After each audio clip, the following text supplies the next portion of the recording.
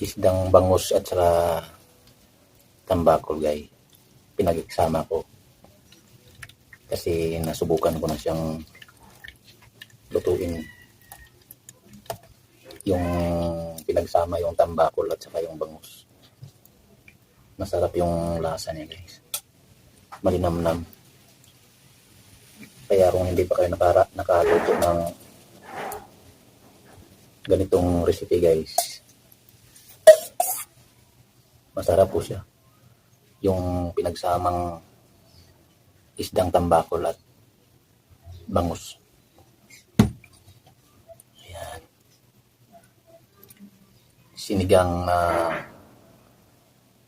isdang tambakol at bangus. Yan pinagsama eh. Tsaka meron tayong sausawan na manghang.